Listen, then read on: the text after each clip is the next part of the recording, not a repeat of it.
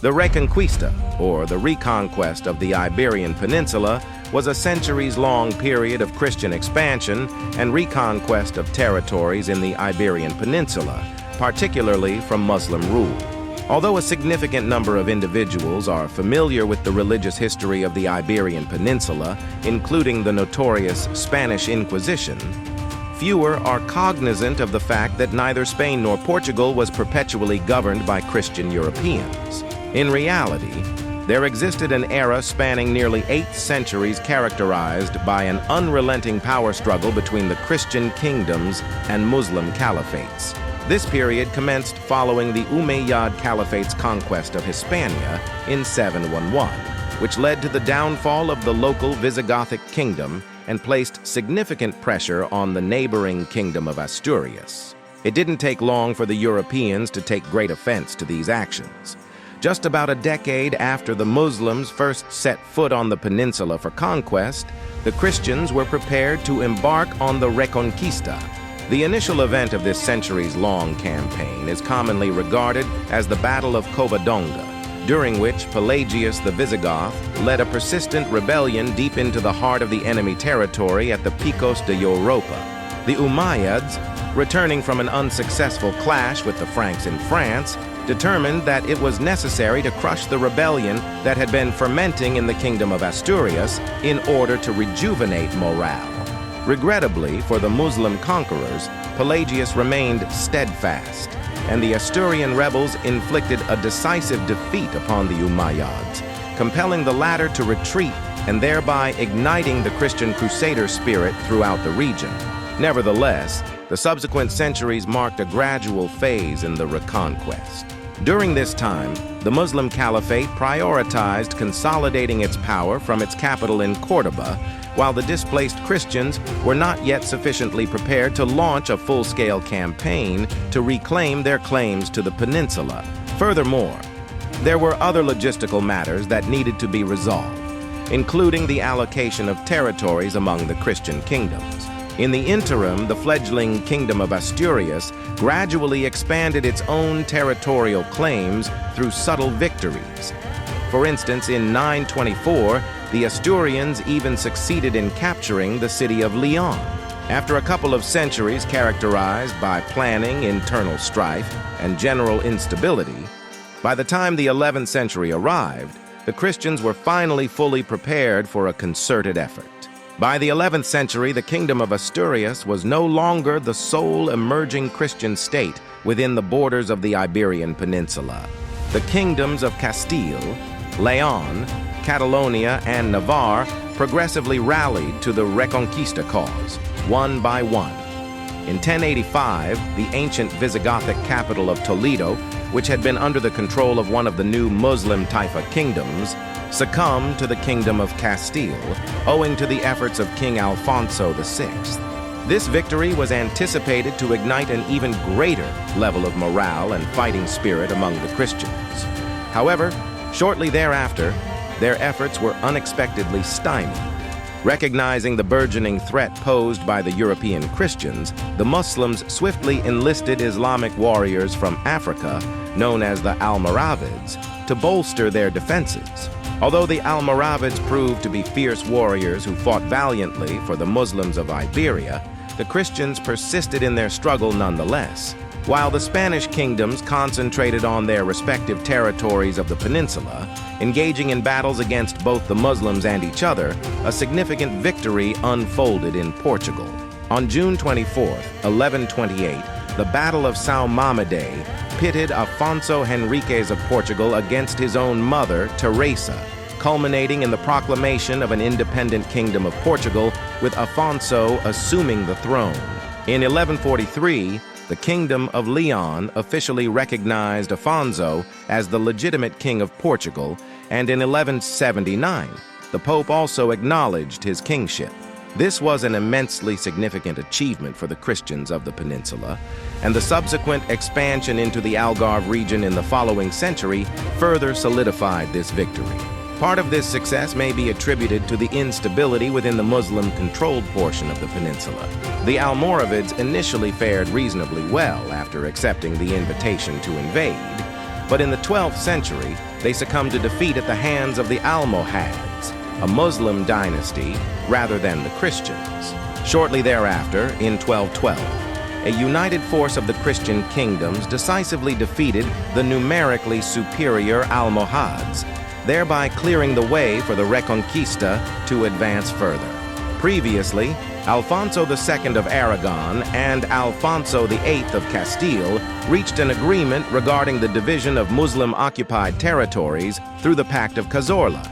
This accord significantly mitigated internal conflicts and helped prevent infighting from impeding the progress of the Reconquista.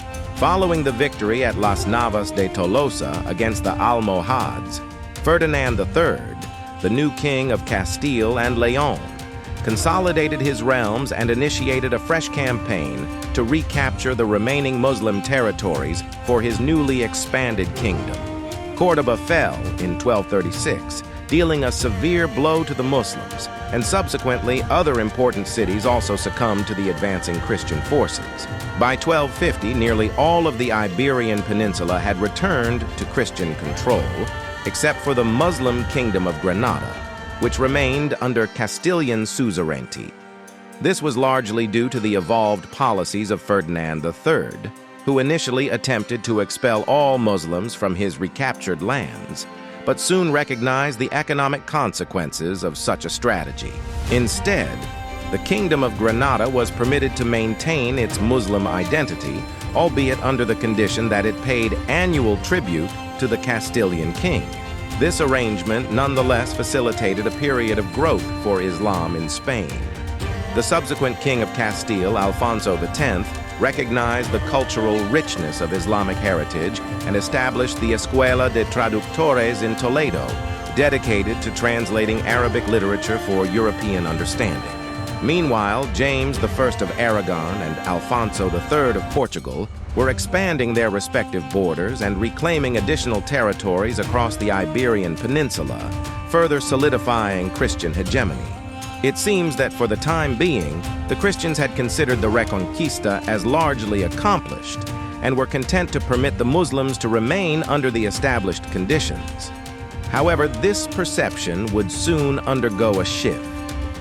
Certainly, during the final phase of rapid Christian expansion, the Muslims did not yield without resistance. Small skirmishes and battles erupted from time to time. However, the Battle of Rio Salado marked the ultimate major confrontation as the Portuguese and Castilians decisively routed their adversaries. After another century of successful consolidation, the kingdoms of Castile and Aragon were united through the marriage of Ferdinand II of Aragon and Isabella I of Castile in 1469. This union transformed them into the Catholic monarchy. It appears that these monarchs were less inclined towards tolerance compared to their predecessors and made the decision to firmly assert control over the Kingdom of Granada once and for all. In 1491, the newly unified forces of Castile and Aragon initiated a siege of Granada with the aim of eradicating the last remaining Muslim stronghold in the peninsula.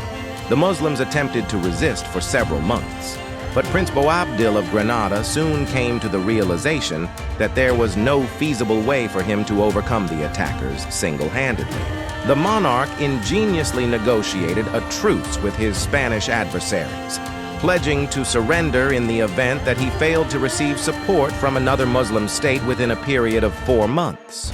The allies to whom Boabdil reached out, the Marinids of Morocco, failed to provide assistance. As the agreed-upon 4-month truce expired, Prince Boabdil fulfilled his promise and surrendered himself and his kingdom to the Catholic monarchs on January 2nd in 1492. For numerous Christians, this victory and the ultimate eradication of Islam from the Iberian Peninsula symbolized a sort of distant redemption for the events of 1453, when Constantinople fell and the Byzantine Empire suffered devastating destruction.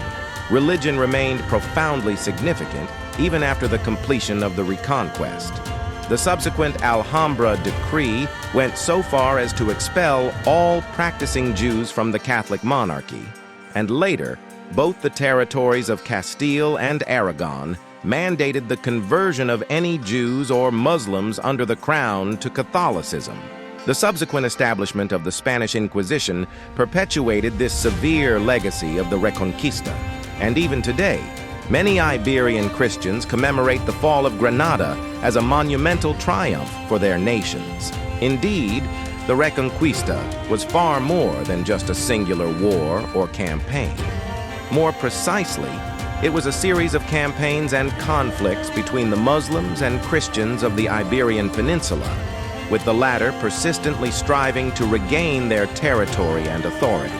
The prolonged duration of the Reconquest, spanning nearly 8 centuries, can be attributed to a combination of challenges encountered by the Christian Europeans.